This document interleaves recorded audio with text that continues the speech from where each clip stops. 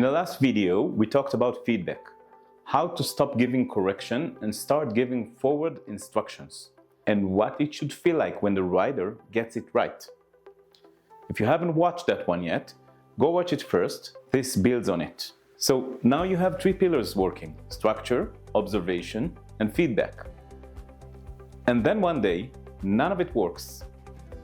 Your rider walks in, you observe, you give clear, forward instruction, nothing moves, or everything moves wrong. You try again, quieter this time, still nothing. And here's where most instructors either push harder or blame themselves. I want to show you a third option. Every sport coach deals with this. There's a zone where athletes perform their best. Not too wired and not too flat.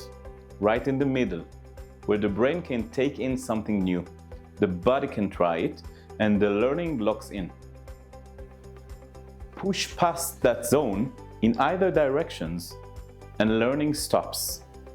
Not because the rider stops trying, but because the brain is running a different program. You've seen both ends of this in your arena. The rider who comes in too wired, too activated. They try harder and get worse. Every correction lands as more pressure. The horse picks it up and amplifies it.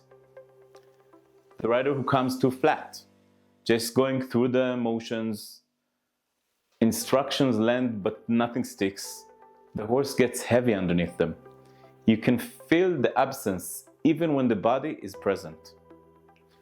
Both of them look like riding problems. Neither one is. Here's what makes riding different from every other sport. The horse reads your rider's activation level before you even can. A horse that starts drifting, tightening, spooking and nothing, that's not usually a horse's problem. That's a rider who's outside their performance zone. The horse is reporting it. You have the most honest feedback tool in any sport standing right there in the arena. Most instructors never use it. Here's the tool, and this tool has two parts. Part one, the entry read. Before the lesson starts, before the rider gets on, watch. How do they walk from the car to the barn? How do they greet the horse? How do they groom? One question, are they too hot or too cold right now?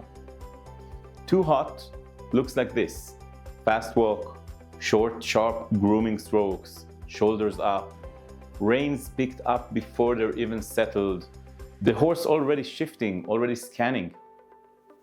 Too cold looks different: moving through the barn on autopilot, grooming without really being there, responses a bit slow when you talk to them, the horse flat and dull before they even mounted. Both need a different response from you.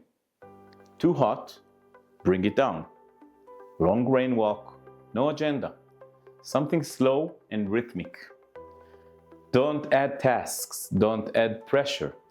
Give the system a chance to settle. Let the horse help. Its footfalls, its rhythm. Let it do some of the work. Too cold, bring it up. Something small that requires actual presence. A specific task with the horse, a question they have to think about. You're gently turning the lights back on. A long loose rein walk won't help this. It gives them more space to stay gone. Either way, you're not starting the lesson yet. You're getting the rider back into the zone where learning is possible. Then you can teach. The second part is the reset. This one is for mid-lesson.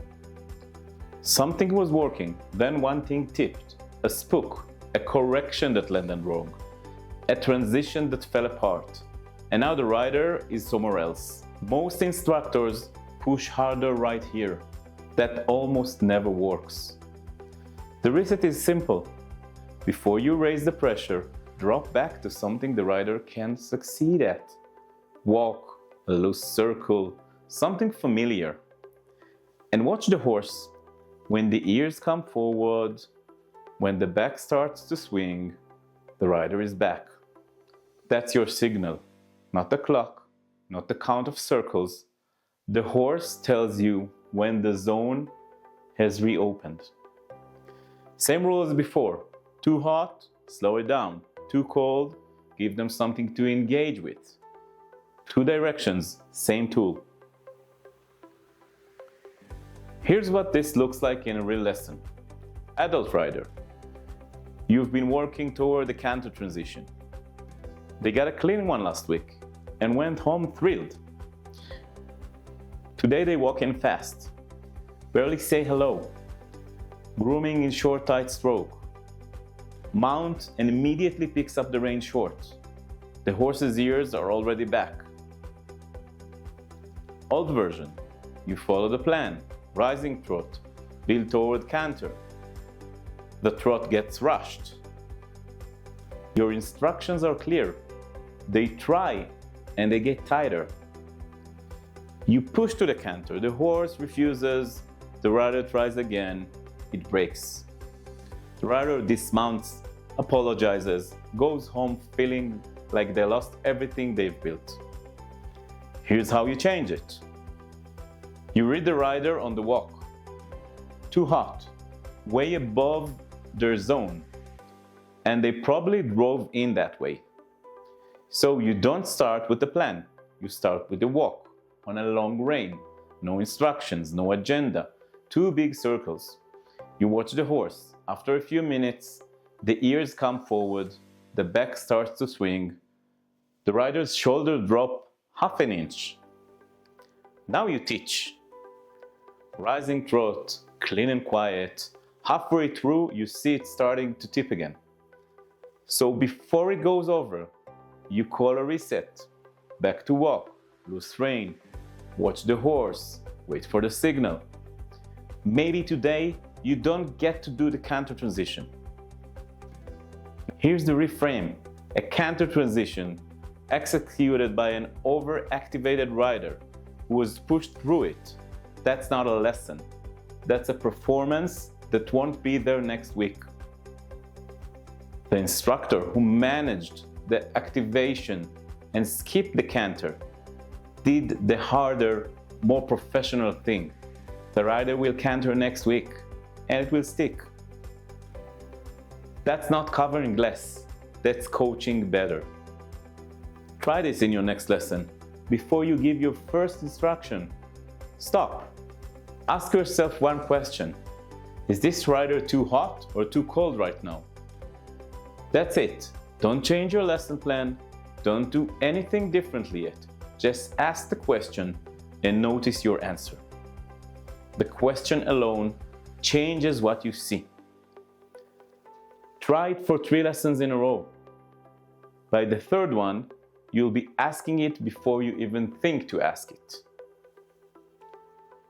Here's what I want to notice about what just happened in that lesson. The rider learned to recognize when they're too activated to perform. They found their way back through the horse, through rhythm, through something their body already knew how to do. Now that skill doesn't stay in the arena. The rider who can bring themselves back before a canter transition can bring themselves back before an exam, before a job interview, before a hard conversation. So every time your rider learns to regulate in a lesson, they're practicing a skill they'll use for the rest of their lives. Most instructors never name this. They finish the lesson, untuck, go home. The skill transfer happens. They just didn't point it out. Knowing what to look for and knowing what to say when you see it, that's what makes a riding lesson worth something beyond the arena. That's what I called going beyond riding lessons. And that's exactly what the RISE course teaches. The link is in the description.